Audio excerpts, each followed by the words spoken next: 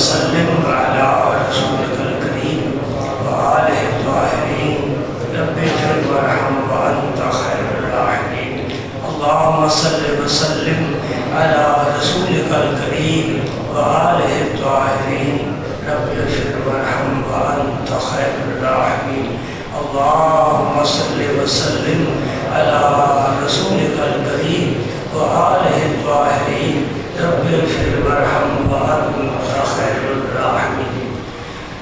دوستو، گزشتہ جمعے کو ایک حدیث پاک کو شروع کیا تھا۔ میرے آقا کریم اور آپ کے بھی آقا کریم، سارے نبیوں کے، سارے رسولوں کے آقا، فرشتوں کے بھی آقا، جنات کے بھی آقا، ساری کائنات کے آقا صلی اللہ علیہ وآلہ وسلم، اللہ تعالیٰ اتنی رحمت نازل فرمائے اس خاک مقدس پر جہاں دونوں جہانوں کے سردار تشریف فرما ہے، بے اندازہ بے حساب رحمتیں، برکتیں، سلامتیاں نازل فرمائے۔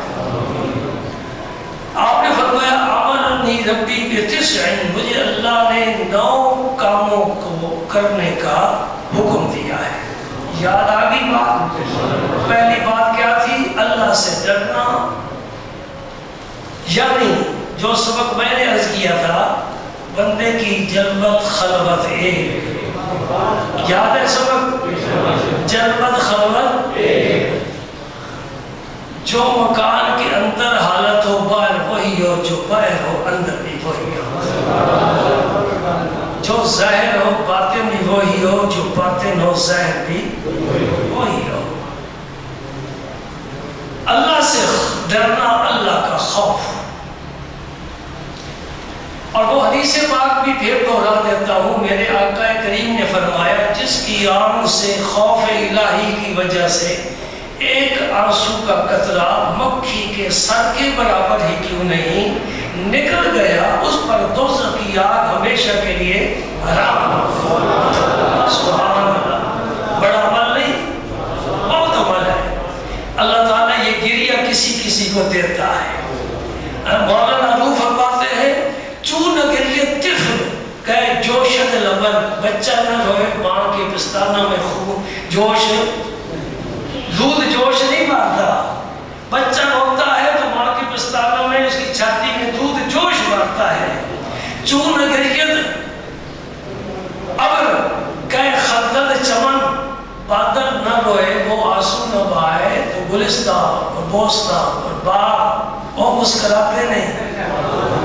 بادل ہوتا ہے، زمین سرسبز و شاداب ہو جاتی ہے۔ جو مومن یہ چاہتا ہے کہ میرے دل کی زمین سرسبز و شاداب ہو، وہ آنسو بہائے۔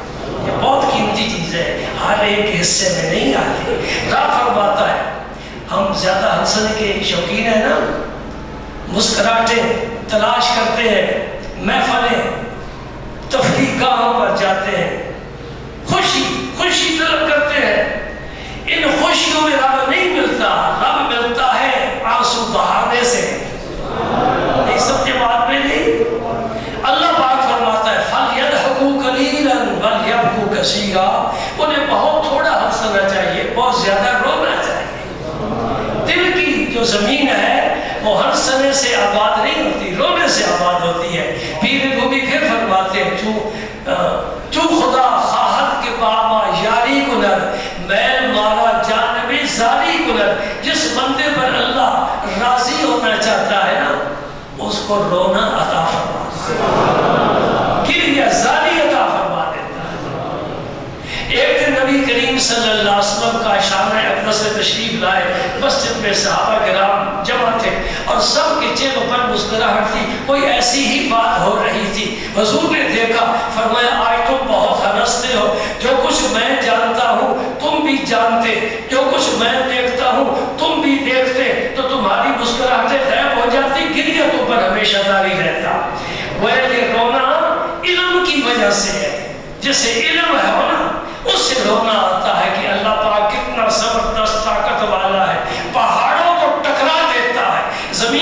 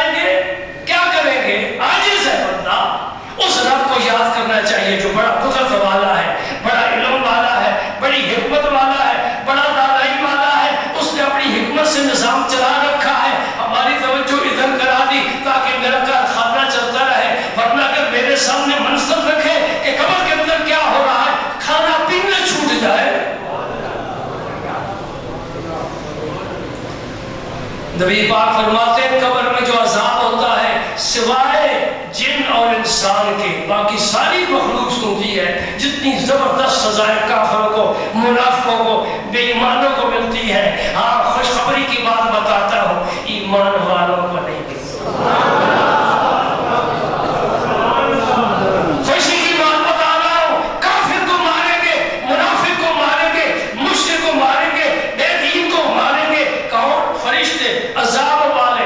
دوزخ کی کھڑکی کھل جائے گی، گرم ہوا آئے گی، بدبو آئے گی، لیکن ایمان والا تیری قبر میں محمد عربی ہوگا صلی اللہ علیہ وآلہ وسلم. کالی زلفیں دیکھ کر تیری طبیعت پر کیا اثرات ہوں گے؟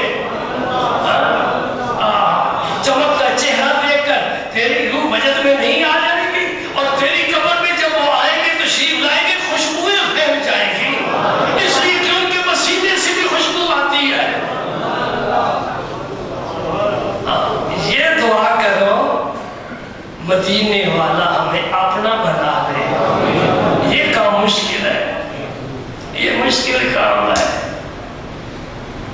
خوف الہی بہترین عمل ہے. اللہ سے ڈرنا کیسے کرے؟ ڈرنے کا اجر کیا ہے؟ سورہ ملک کھولو، ایک آیت تمہارے سامنے آ رہی ہے. ان الذین یخشون ربهم بالغیب لہم مغفرۃ واجر کبیر. بن دیکھے جو رب سے ڈرتے ہیں، یخشون ربهم بالغیب، اپنے رب سے جو لوگ ڈرتے ہیں بن دیکھے. یا اللہ ان کو کیا دے گا؟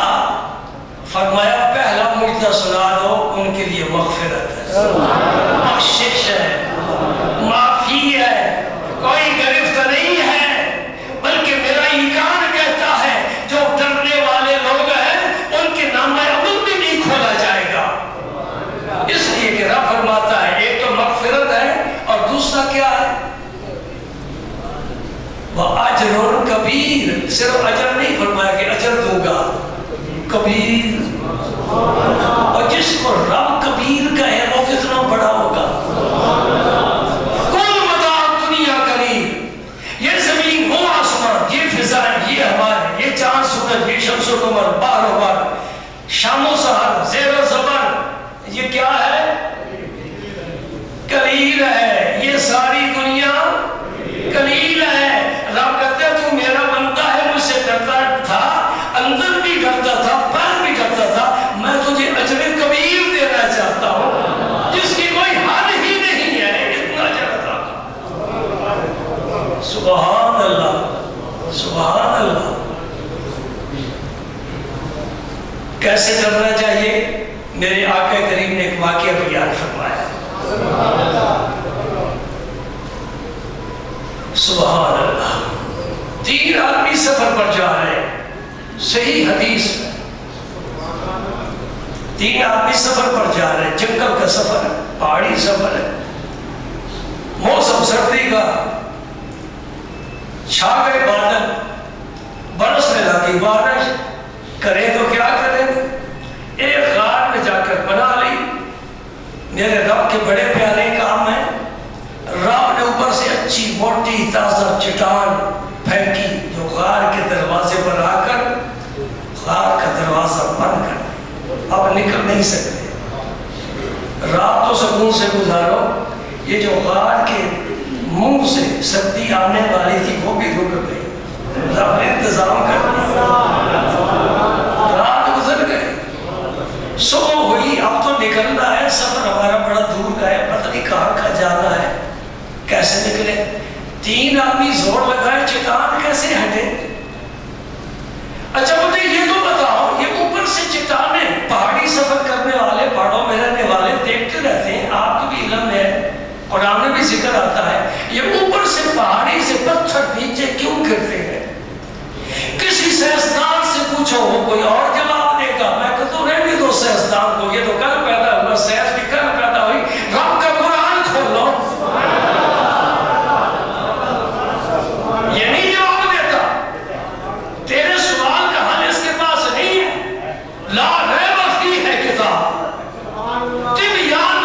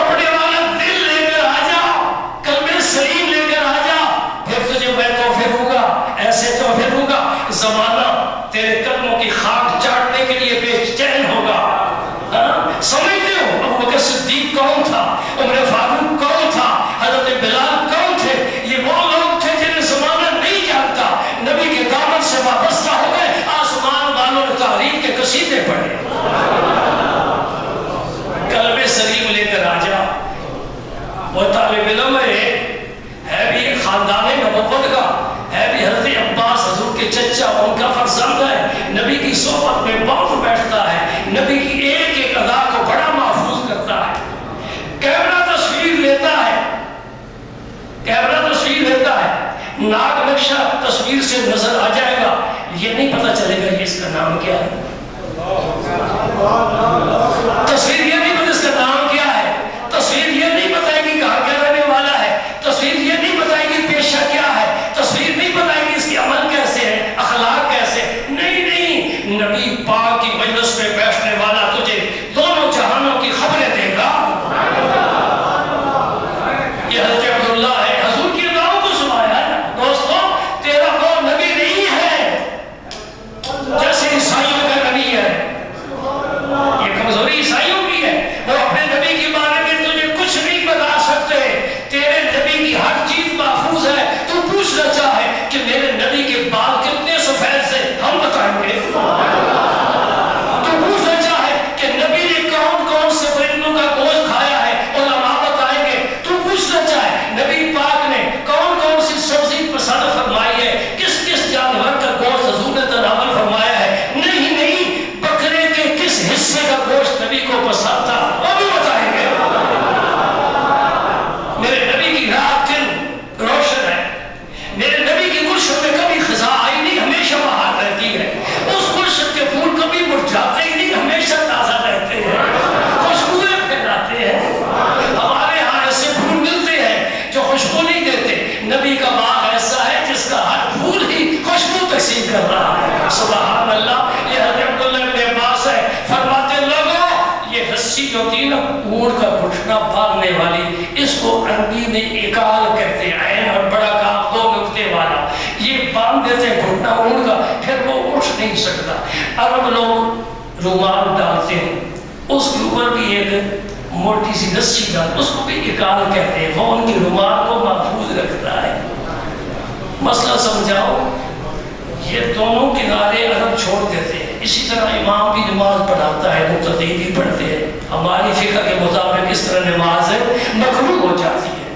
مفرد تیرے گلے میں ہو اور دونوں رومال تیرے کندھے پر ہو اور دونوں جانبیں لٹکتی ہو، اس سے نماز مکروہ ہو جاتی ہے۔ یہ ہماری فقہ ہے اور بہت خوبصورت فقہ ہے، الحمدللہ۔ امام اعظم سردار ہے سب ائمہ کے۔ اور دوستوں تمہیں مبارک دیتا ہوں، تمہارا نبی رسول اعظم ہے، تمہارا عمر فاروق اعظم ہے، تمہارا امام اعظم ہے، تیرا غوث کون سے اعظم ہے؟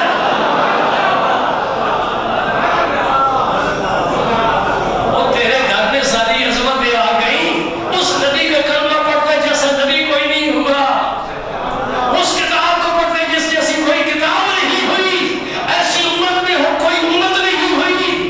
اللہ تیرا میں شکر کیسے ادا کروں، بڑی نعمتیں تیرا نبی ہمیں دے گیا۔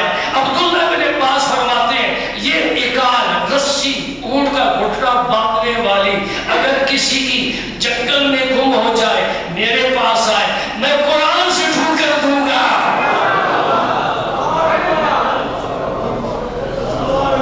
دوستو یہ تو ایک شاگرد کا علم ہے، نبی کا علم کہاں ہوتا؟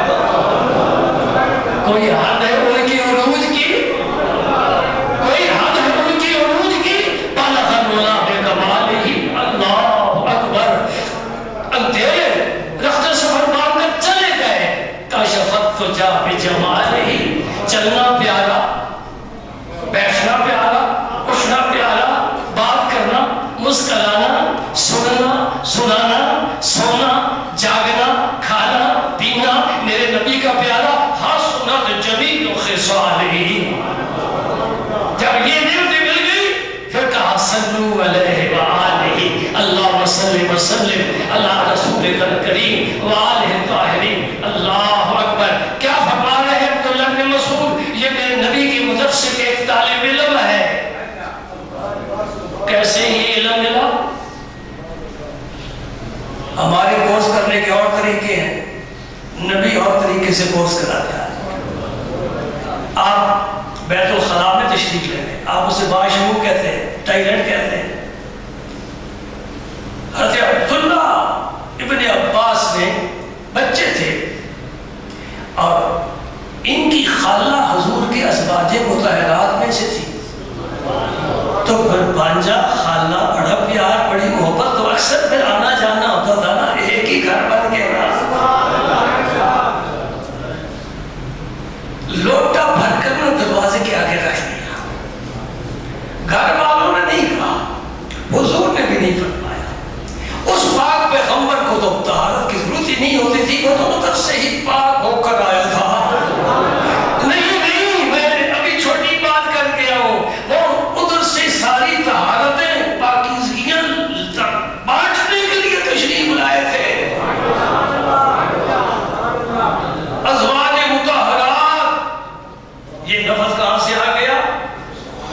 کوئی خاتون کسی قبیلے کی، کوئی کسی قبیلے کی، جب نبی کے گھر میں آ گئی مطہرات پاک، نبی کے گھر میں آنے سے ہی پاک، پانچ تن پاک، پانچ تن پاک، یہ کس نے پاک کیا؟ اور کبھی کبھی محبت والے یوں بھی کہہ دیتے، ایک ہوتا ہے پانچ تن، ایک ہوتا ہے پانچ تن پاک۔ یہ آپ پہلے دفعہ سن رہے ہیں کہ پہلے بھی سنا ہے؟ پانچ تن، تین کو پنجابی میں تن کہتے ہیں۔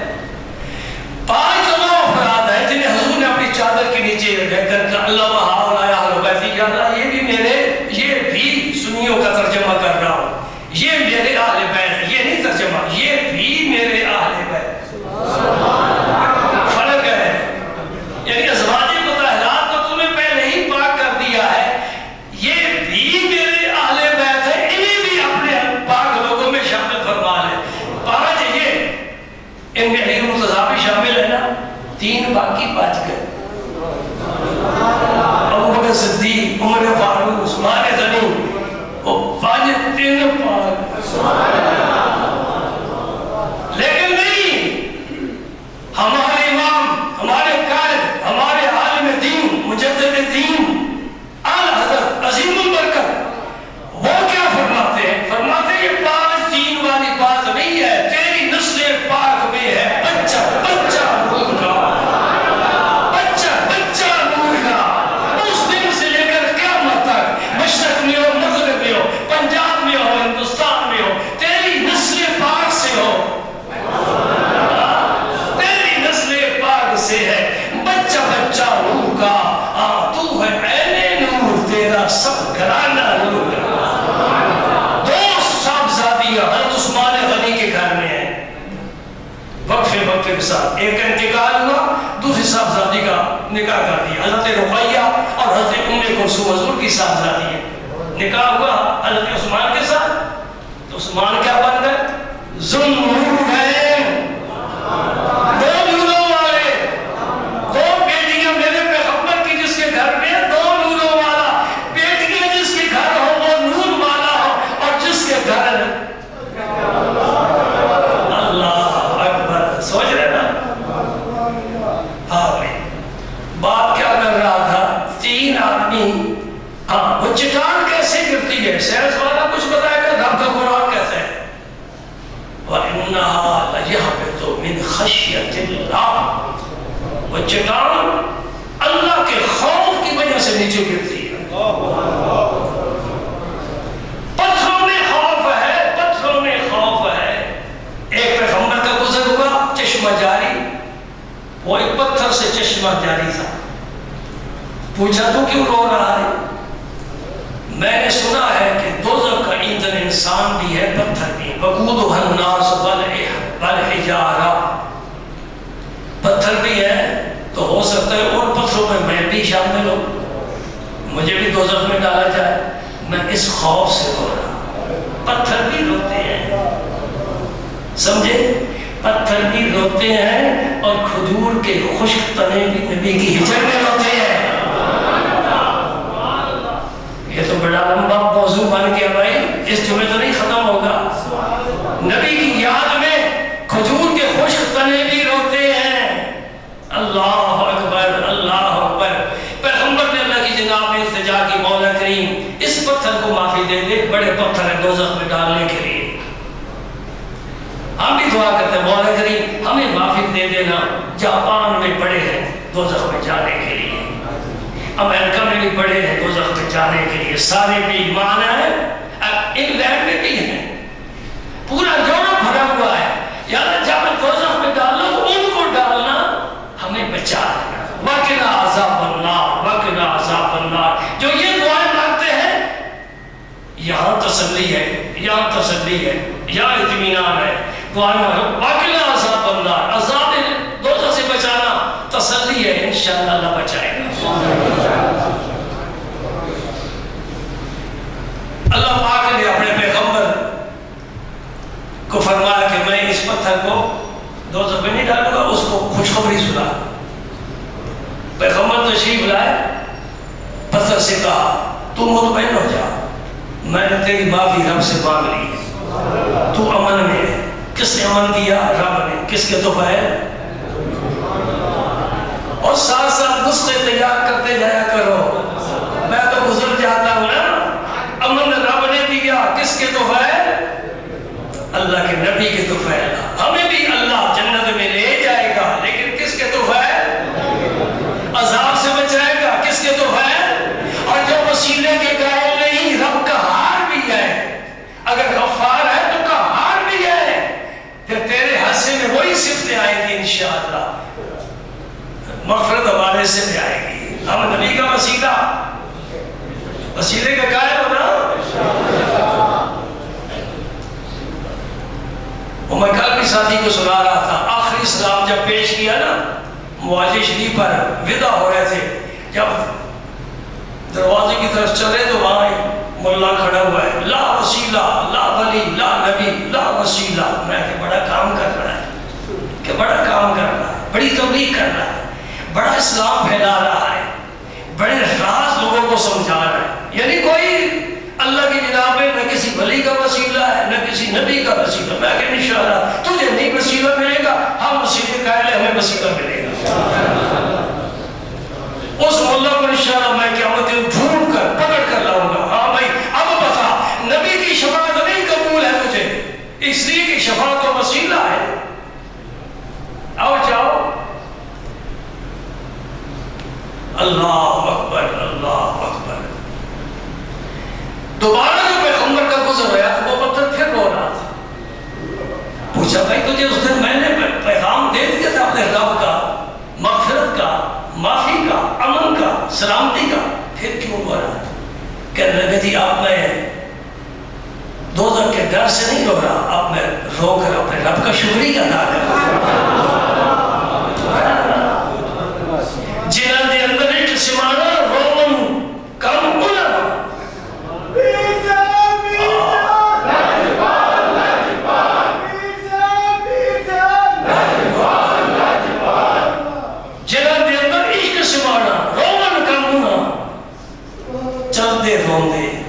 بچھڑے روندے ٹرتے اللہ.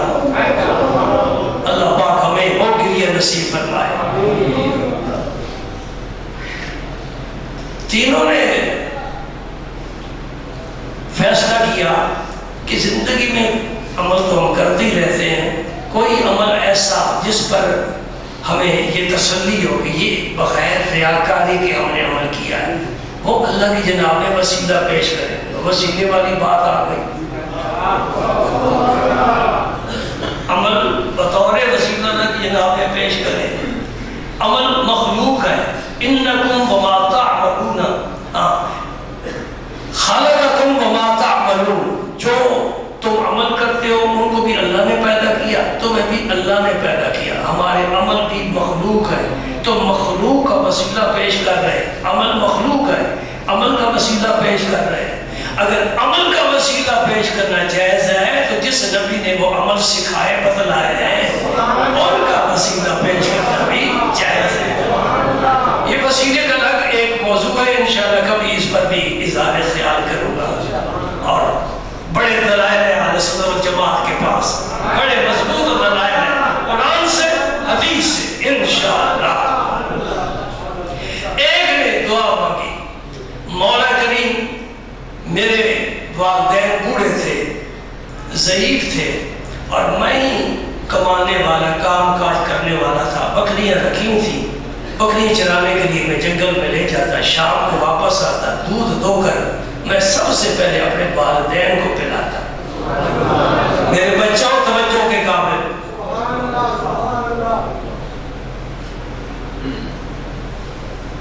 بچوں کو بعد میں دودھ دیتا, پہلے والدین کو دودھ پلاتا, کیونکہ مجھے میری ماں نے دودھ پلایا ہے. جو خدمت ماں کرتی ہے بیوی تو نہیں نہ کرتی. بیوی کا تو آج اب کیا ہے, دور شروع ہوا ہے, ان کا دور کا خاتمہ ہو گیا ہے. ذرا ان کو دیکھ, کل اسی سیٹ پر تو انہیں بھی بیٹھنا ہے, وہی بستر, وہی چارپائی, وہی کمرہ تیرا ہوگا جہاں تیرے ابا جی بیٹھے ہیں. توجہ فرما رہے نہیں فرما رہے. ایک دن میں بکریاں چراتا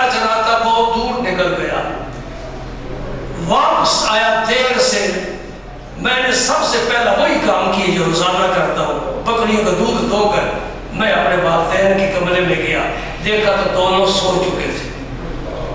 کیا کرنا چاہیے؟ پی لینا چاہیے, بچوں کو پلا دیں. میرے بچے بھی بھوکے تھے. حضور نے فرمایا دودھ دو کام کرتا ہے, پیاس بھی بجھاتا ہے اور بھوک بھی مٹاتا ہے. لیکن وہ دودھ نہیں جو ڈرموں میں آتا ہے, وہ دودھ نہیں جو ڈبوں میں بند ہوتا ہے, وہ جو بھینس کے گائے کے پستانوں سے نکلتا ہے, خالص دودھ, بھوک بھی مٹاتا ہے, پیاس بھی. میرے بچے اس دودھ کے انتظار میں وہ بھی بیٹھے تھے, وہ میرے ارد گرد سارے جمع ہو گئے اور چاہتے تھے کہ دودھ ہمیں پلائے. لیکن میں نے کہا نہیں, میں اپنا وظیفہ پورا کروں گا, پہلے والدین کو پلائیں. مولا کریم ہمیں بھی یہ جذبہ عطا فرما دے. میں صبح تک کھڑا رہا پیالہ لے کر, میرے والدین نہیں جاگے, میں نے آرام بھی نہیں کیا, ماں باپ کے علاوہ کسی اور کو پلانا بھی پسند نہیں کیا. رات ساری گزر گئی. صبح اٹھے تو میں نے وہ دودھ پیش کیا. اے اللہ اگر یہ عمل میں نے تیری رضا کے لیے کیا ہے, اتنا راستہ کھول دے ہمیں کم از کم آسمان تو نظر آئے. دعاؤں سے کیا بنتا ہے؟ کہتے ہیں دعاؤں سے کیا بنتا ہے؟ میرا رسول کہتا ہے دعا تقدیر بدل کر رکھ دیتی ہے. دعا کیا کرتی ہے؟ تقدیر بدل دیتی ہے. اور جو لوگ دعا کے لیے کہتے ہیں دعا کرنا, میں بڑا خوش ہوتا ہوں. یہ بھی ایمان کی علامت ہے. بے ایمان کبھی دعا نہیں مانگے گا, خود بھی نہیں مانگے گا, کسی کو بھی نہیں کہے گا دعا مانگو میرے لیے. یہ ایمان کی علامت ہے. مومن ہے تو دعا مانگتا ہے, مومن ہے تو دعا کسی سے کہتے ہیں میرے لیے دعا کرنا.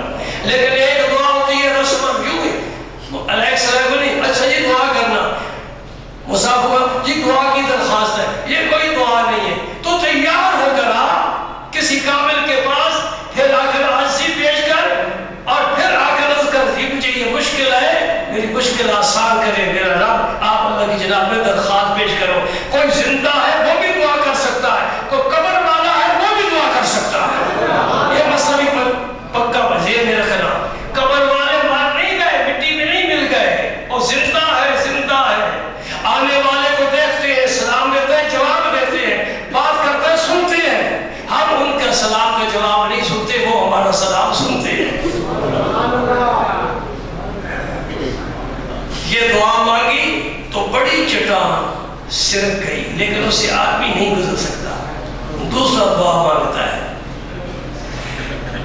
کہتا ہے مولا کریم میرے چچا کی بیٹی تھی اور مجھے اس سے بے پناہ محبت تھی, میں اس پر ڈورے ڈالتا رہا, وہی طریقہ جو زلیخا نے یوسف علیہ السلام کے ساتھ کیا ہے. لیکن میری بیٹی میرے جال میں نہیں پھنسی.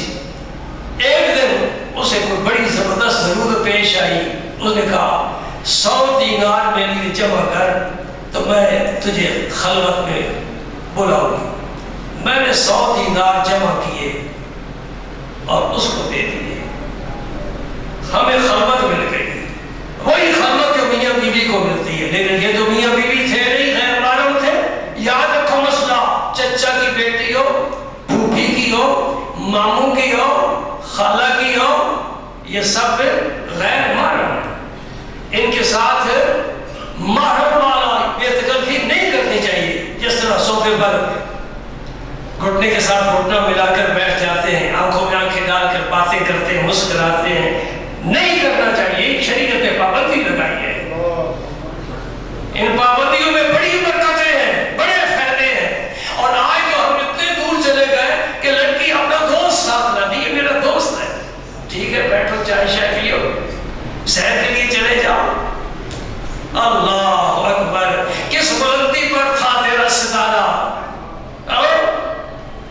اپنے وقت کا ستارہ تو دیکھ کہاں غروب ہو گیا. جب خبر ملی اور گناہ کے سارے اسباب جمع ہو گئے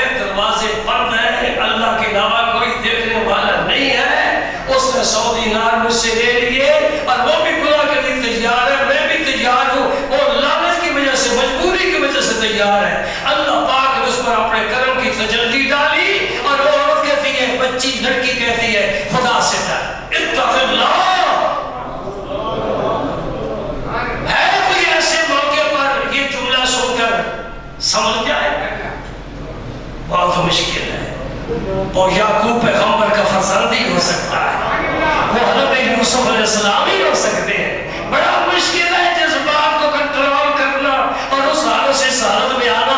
یہ کہنے کی دیر تھی اے اللہ تو جانتا ہے میں تو اس سے ڈر گیا، میں نے اس لڑکی کو چھوڑ دیا، میں نے کہا 100 دینار بھی چلے جائیں میں اس کی عصمت نہیں لوٹتا۔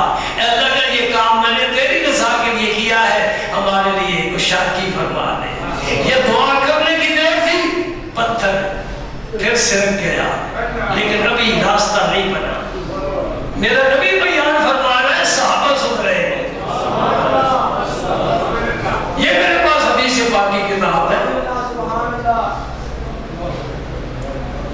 تیسرے نے ہاتھ اٹھا دیے، مولا کریم میں نے ایک مزدور کو کام پر لگایا، وہ شام تک کام کرتا رہا، مزدوری لیے بغیر چلا گیا۔ میں نے اس کے مزدوری کی پیسے جو تھے اور سے میں نے بکری خریدی، گائے خریدی، وہ پلتی رہی، چڑھتی رہی، پلتی رہی، پھر اس کی نسل آگے بڑھی۔ میں وہ سارے جانور محفوظ رکھتا رہا، ان کی حفاظت کرتا رہا، کافی گائے، کافی جانور ہو گئے۔ عرصے کے بعد وہ شخص آیا مزدور، کہتا ہے میں نے تیرا کام کیا تھا۔ میں نے بھائی تو نے کیا تھا، مزدوری میں نہیں لے گیا تھا، اب لے لے۔ کہتا کہ میری مزدوری دو۔ میں نے کہا وہ جتنی گائے چل رہی ہے نا چراگاہ میں ساری ہی تیری ہیں۔ مجھے کہتا ہے میرے ساتھ مذاق کرتا ہے۔ میں نے کہا مذاق نہیں کرتا، وہ تیری مزدوری کے پیسوں سے یہ سارا کچھ اضافہ ہوا ہے، یہ سب تیرا ہے، میرا نہیں، سب لے جا۔ اللہ کا یہ کام میں نے تیری رضا کے لیے کیا ہے، چٹان کو ہٹا دے۔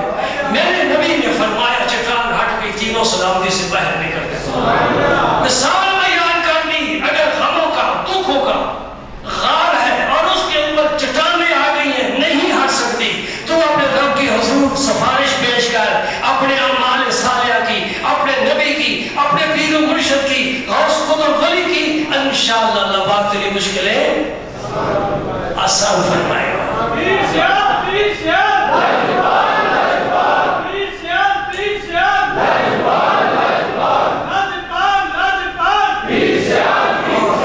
ان الذین یخشون ربهم بالغیب لهم مغفرۃ واجر کبیر۔ یہ عہد یاد کرتے جاؤ، ہمیشہ ذہن میں رکھو، یہ واقعہ بھی ذہن میں رکھو، اور یہ عمل بھی بہترین عمل ہے۔ یہ عمل ہم نہیں کرنے ہیں، والدین کی خدمت کریں، وبالوالدین احسانا، والدین کی خدمت کریں، بڑھاپے میں آ جائیں، دونوں یا ایک، اما یبلغن عندک الکبر احدہما او کلاہما فلا تقل لہما اف ولا تنہرہما وقل لہما قولا کریما۔ میرے رب تو نے ہمارے راستے کتنے آسان کر دیے، ہمیں رحمتوں کی آغوش میں لے لیا۔ ایک بوڑھا ہو جائے یا دونوں بوڑھے ہو جائیں تو پھر ان کی خدمت کر، اف تک نہ کرنا، جھڑکنا نہیں۔ خبردار، والدین ہے تیرے، یہ نہ ہوتے تو بھی نہ ہوتا، تیری ماں دودھ نہ پلاتی تو بھی جوان نہ ہوتا، تیرا باپ کما کر لقمہ تیرے منہ میں نہ ڈالتا تو بھی کب سے مر چکا ہوتا۔ انہوں نے تجھے سنبھالا ہے، اب یہ بڑھاپے میں پہنچ گئے، تو ان کو سنبھال۔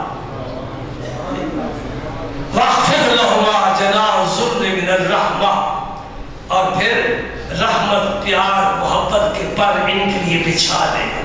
یہ تیری محبت کے پروں پر چلتے رہے، ایسا سلوک کر کے بڑھاپے میں بھی یہ جوانی محسوس کرے، میرا بیٹا فرما بردار ہے، میری بیٹی خدمت گار ہے، میری بہو قربان ہوتی ہے۔ تو گھر کا ایسا ماحول بنا کہ یہ بڑھاپے میں بھی جوانی محسوس کرے۔ آج تو ان سے حسن سلوک کرے گا، کل تیری اولاد تیرے ساتھ حسن سلوک کرے گا۔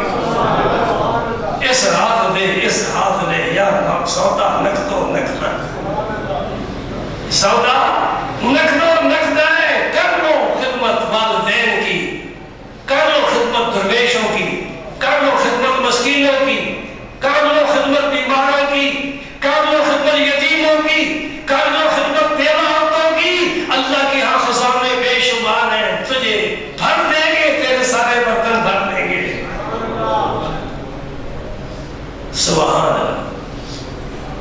ایک نے عرض کی یا رسول اللہ میرا دل بڑا سخت ہے، میں رات کو بھی ذکر کر رہا تھا، بعد میرے نبی نے ایسے نسخے بتائے سکرات بطرات جالمود بولی سینہ وہاں بلون میں بھی نہیں، کوئی حکیم کوئی ڈاکٹر نسخہ نہیں بتا سکتا، پوچھو کسی سے جی میرا دل سخت ہے کیسے نرم ہو، میرا پاک پیغمبر فوراً ارشاد فرماتے ہیں یتیموں کے سر پر ہاتھ رکھا کر دل نرم ہو جائے گا، اس لیے کہ خود یتیم تھے،